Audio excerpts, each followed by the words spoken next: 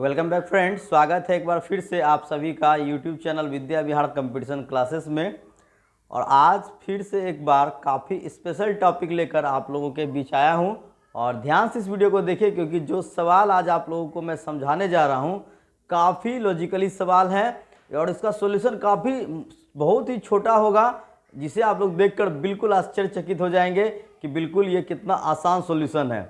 इस तरह के सवाल अक्सर पूछे जाते हैं, खासकर एसएससी, रेलवे और बैंक के क्वेश्चंस में, तो अक्सर विद्यार्थी इसे सॉल्व करने के तरीकों के कारण उलझ जाते हैं। आइए आज इसको समझते हैं और काफ़ी आसान तरीके से इसको सॉल्व करेंगे। तो चलिए, यहाँ सबसे पहले आप लोग यहाँ देख रहे हैं कि सवाल है कि m से प्रारंभ होने वाली 5 क्रमागत संख्याओं का जो औसत है वो n है। तो m+2 से प्रारंभ होने वाली 6 क्रमिक संख्याओं की औसत क्या होगी। ठीक है, तो बहुत ही प्यारा सा क्वेश्चन है, काफ़ी अच्छा क्वेश्चन है, थोड़ा टफ जरूर है, लेकिन इसका सॉल्यूशन आप लोग जब देखेंगे तो बिल्कुल भी ये टफ नहीं होगा। तो आइए सबसे पहले यहाँ पर देखिए, क्वेश्चन में सबसे बड़ी खास बात है 5 क्रमागत। ठीक है, यानी कि कंजिक्यूटिव नंबर्स। कंजिक्यूटिव नंबर्स का मतलब होता है जो कि एक के बाद एक आती है, जैसे कि 1 2 3 4 5 5 6 7 8 9 10 11 12, इन्हें हम कंजिक्यूटिव कहते हैं। अगर हम कंजिक्यूटिव नंबर्स बोले तो 1 2 3 4 5। अगर हम कंजिक्यूटिव इवन नंबर बोले यानी सम संख्या तो 2 4 6 8 10। और अगर हम कंजिक्यूटिव यानी क्रमागत विषम संख्या बोले तो इसका मतलब होता है 1 3 5 7 9, लगातार आने वाली सम, विषम या फिर संख्याएं।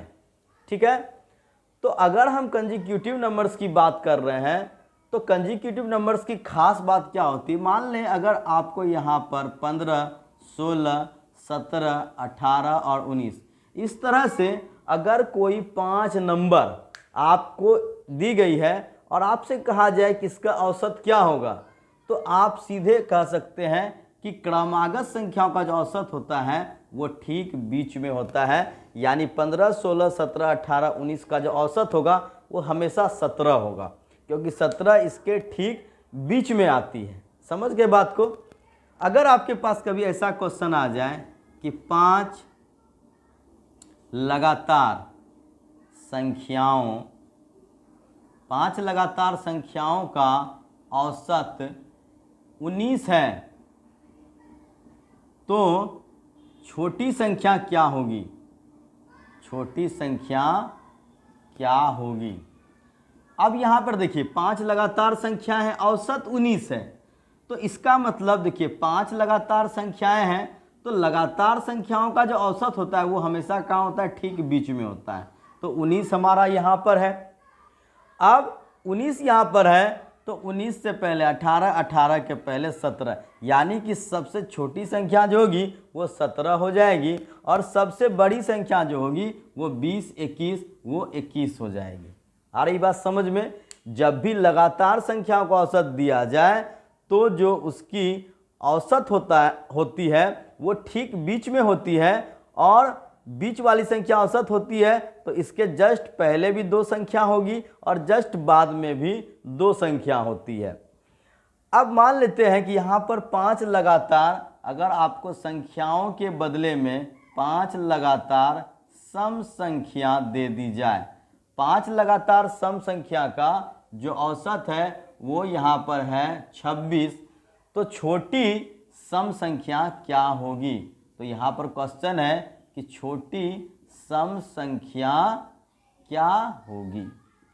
अब यहाँ पे समझना है, तो 5 लगातार सम संख्याएं हैं और हमने क्या कहा, चाहे लगातार सम हो, चाहे लगातार विषम हो, चाहे लगातार संख्याएं हो, सम विषम ना हो, सिर्फ संख्याएं हो, तो हमेशा लगातार कोई भी हो उसका औसत हमेशा बीच में होता है। तो 5 सम संख्याएं हैं यानी कि 26 इसका औसत है तो वो बीच में हो जाएगी।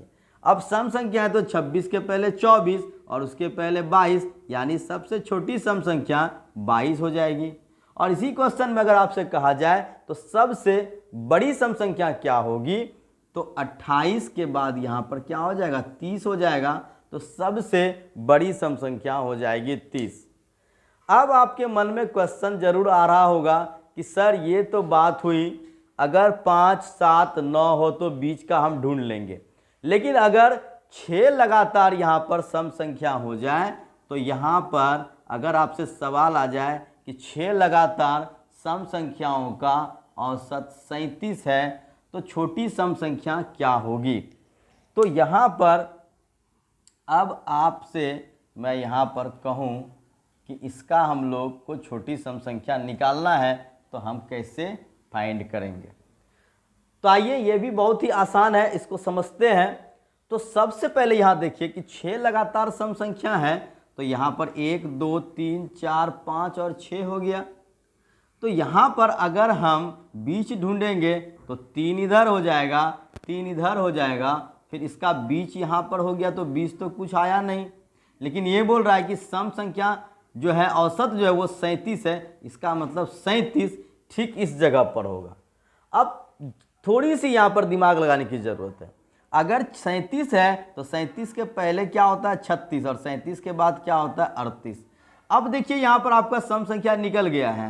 औसत अगर 37 है तो उसको हम ठीक बीच में लेंगे, जिसके लिए कि बीच का हमने जगह बना दिया। अब 37 के आगे 38, 37 के पहले 36, तो 38, 40, 42 और 36, 34, 32। अब देखिए ये आपका 6 लगातार सम संख्या है, 32, 34, 36, 38, 40, 42 और इसका औसत जो होगा वो हो जाएगा यहाँ पर 37। उम्मीद है कि आप लोग इसको अच्छे से समझ गए होंगे। अगर 6 लगातार सम संख्या हो तो उसके बीच वाली संख्या को हम लोग निकालते हैं, तब वो हो जाता है औसत। आ गई होगी बात समझ में। यानी कोई भी लगातार संख्याएं दी गई हो, चाहे उसमें 1 का अंतर हो, चाहे 2 का अंतर हो, या 3 या 4 का अंतर हो, लगातार संख्याओं का जो सीरीज होता है उसका औसत हमेशा बीच में होता है। अब इस चीज़ को आप लोग समझ गए होंगे। अब आइए हम लोग पहले वाली सवाल को सॉल्व करते हैं। अब आप यहाँ पर देख रहे हैं, देखिए काफ़ी अच्छा इस लॉजिक से ये सवाल कितनी आसानी से हमारा यहाँ पर सॉल्व हो जाएगा। आइए यहाँ पर सवाल पर गौर करें। देखिए m से प्रारंभ होने वाली 5 क्रमागत संख्याएं हैं। इसका मतलब m, m+1, m+2, m+3, m+4, 1, 2, 3, 4 और 5। ये m से प्रारंभ होने वाली 5 लगातार संख्याएं हो गई।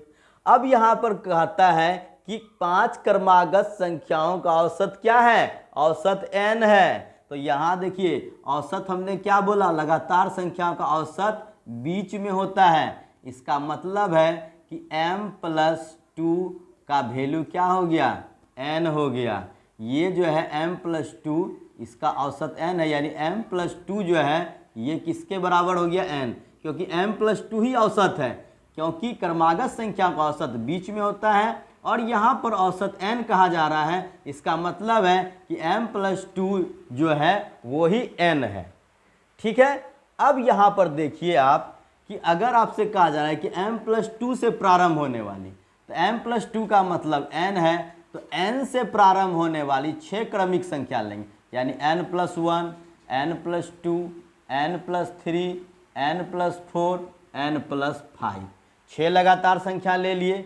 अब देखिए अब इसका बीच हम लोग कैसे निकालेंगे, तो यहाँ पर इसमें से अगर 3 छोड़ दें, इसमें से अगर 3 छोड़ दें तो 20 तो आएगा नहीं, और जब अंक नहीं हो तो हम बीच वाली संख्या को कैसे निकालते हैं, तो ये जो बीच का 2 टर्म होता है इस दोनों को जोड़कर 2 से भाग कर देंगे, यानी 2n + 5/2 इसका हो गया आपका सही जवाब।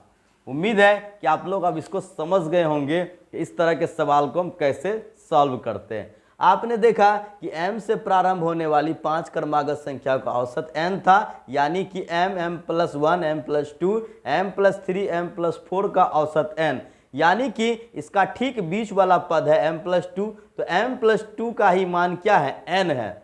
और अब कहता है कि m+2 से प्रारंभ होने वाली, यानी कि n से प्रारंभ होने वाली, तो तो n से प्रारंभ होने वाली अगली 6 क्रमिक संख्या लेंगे तो n+1, n+2, n+3, n+4 और n+5, ये 1 2 3 4 5 6 है। तो जब 6 संख्याएं होती है तो बीच में 2 टर्म आता है, उस 2 टर्म को जोड़कर 2 से भाग देंगे यानी एवरेज उसका करेंगे तो वही 6 क्रमागत संख्याओं का औसत हो जाता है।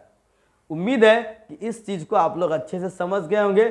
फिर भी अगर कोई परेशानी हो तो आप हमें बिल्कुल कमेंट के माध्यम से अपने सवाल पूछ सकते हैं और हमारा लाइव क्लास भी चलता है, लाइव शुरू होगा तो आप हमसे डायरेक्टली पूछ सकते हैं। फिर भी परेशानी है तो बिल्कुल आप अपने कमेंट डालिए और हम अगली क्लास में जरूर सॉल्व करेंगे। और इसी तरह के खास टॉपिक को हमारे इस चैनल पर लगातार देखते रहिए। सब्सक्राइब कीजिए हमारे YouTube channel Vidya Vihar competition classes को और मिलते हैं एक और नए टॉपिक के साथ। तब तक के लिए गुड बाय, जय हिंद, जय भारत।